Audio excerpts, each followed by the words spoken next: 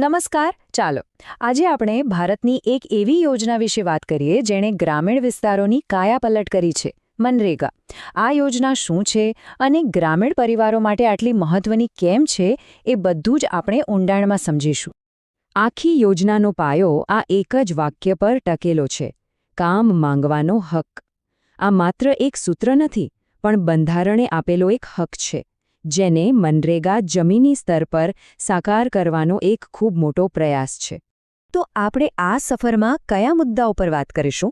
સૌથી પહેલા આપણે સમજીશું કે આ યોજના ગ્રામીણ ભારત માટે સુરક્ષાજાળ કેવી રીતે બની.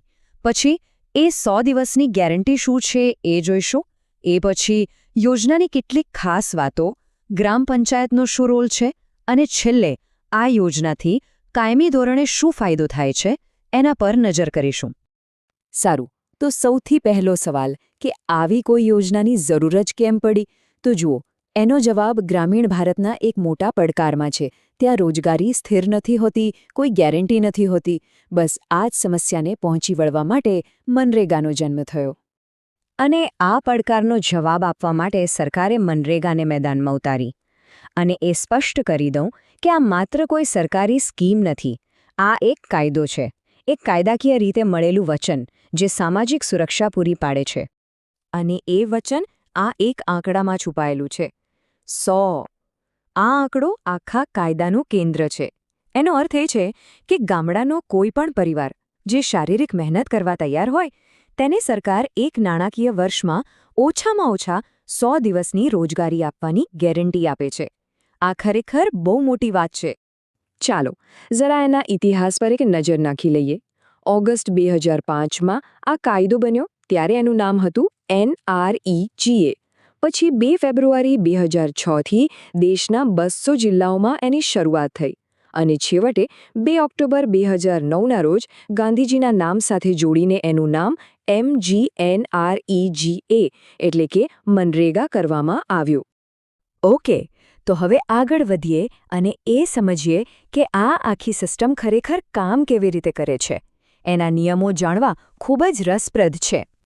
આ જે 3 પગલાં છે ને, એ જ આ યોજનાનું હૃદય છે. કોઈપણ વ્યક્તિ ગ્રામ પંચાયતમાં જઈને કામ માટે નોંધણી કરાવી શકે છે. પછી પંચાયતની જવાબદારી છે કે 15 દિવસની અંદર કામ આપે.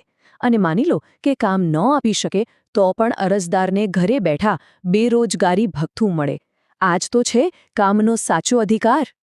આ યોજનાની એક સૌથી સુંદર વાત એ છે કે મહિલા સશક્તિકરણ પર ખાસ ધ્યાન આપે છે.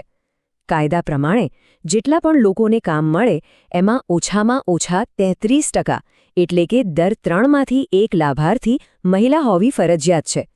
આનાથી ગ્રામીણ મહિલાઓને આર્થિક રીતે પગભર થવાની અને ઘરમાં પણ પોતાનો અવાજ મજબૂત કરવાની તક મળે છે. હવે વાત કરીએ કામ ક્યાં મળશે એની. તો એના માટે પણ નિયમ છે.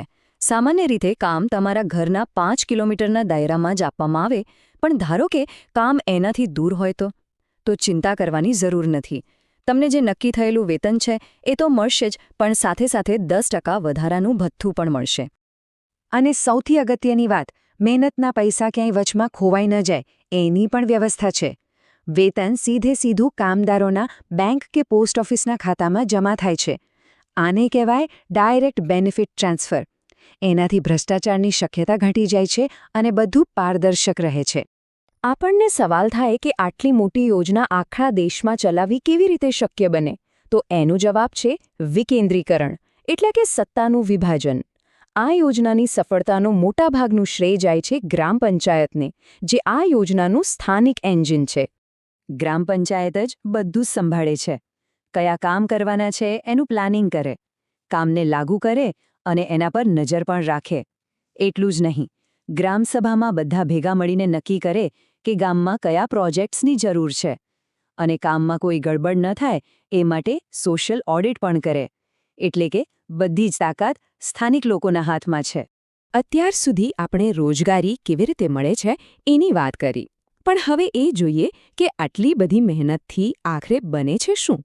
આ યોજનાથી જે કાયમી સંપત્તિઓનું નિર્માણ થાય છે એ પણ એટલું જ મહત્વનું છે. તો સવાલ એ જ છે, આટલા બધા લોકોની મહેનતથી આખરે ગામમાં શું નિર્માણ પામે છે? અને જવાબ અહીં છે. આ યોજના થકી એવી ટકાઉ અસ્કયામતો બને છે જે ગામનો ચહેરો બદલી નાખે છે. જેમ કે પાણી બચાવવા માટે ચેકડેમ અને તળાવો બને છે, વૃક્ષો વાવવામાં આવે છે, ખેતી માટે સિંચાઈની નહેરો બને છે અને ગામના રસ્તાઓ સુધરે છે. આ બધી વસ્તુઓ માત્ર રોજગારી નથી આપતી, પણ પાણીની સમસ્યા હલ કરીને, ખેતી સુધારીને અને ગામડાઓને જોડીને લોકોના જીવનમાં કાયમી સુધારો લાવે છે.